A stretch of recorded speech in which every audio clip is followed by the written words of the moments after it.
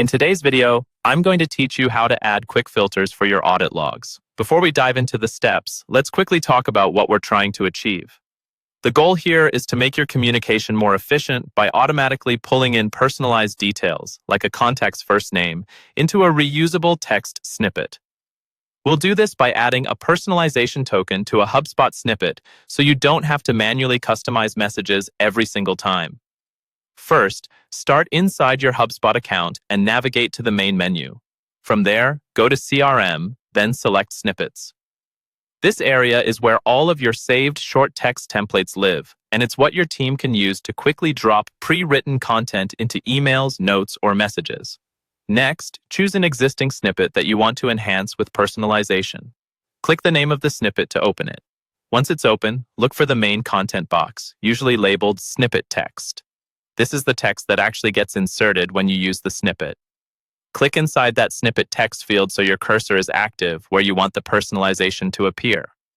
This might be at the beginning of a greeting, in the middle of a sentence, or anywhere it makes sense contextually. Now, at the bottom of the editor, find and click the Personalize drop-down menu. This is where HubSpot lets you insert dynamic fields that pull directly from your records. When the menu opens, the first thing you'll select is the type. This tells HubSpot which kind of record you want to pull data from, such as a contact. For example, if you're writing emails to individual people, you'll typically choose contact. After you pick the type, you'll see a list of available tokens. These are specific pieces of data, like first name, last name, or company name. Select the token that fits your snippet, such as first name if you want your snippet to say something like "Hi Sarah," instead of a generic greeting. You'll then be prompted to type a fallback value. This is a really important step. The fallback value is what HubSpot will display if that particular field is blank in your database.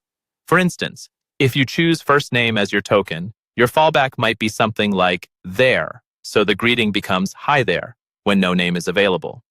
Once your type, token, and fallback are set, click Insert. You'll see the token appear in your snippet text, usually wrapped in brackets, indicating that it's dynamic content. Finally, don't forget to click Save Snippet. This updates your snippet so that next time you or your team use it, HubSpot will automatically personalize it based on each individual record, saving time and improving the experience for your contacts.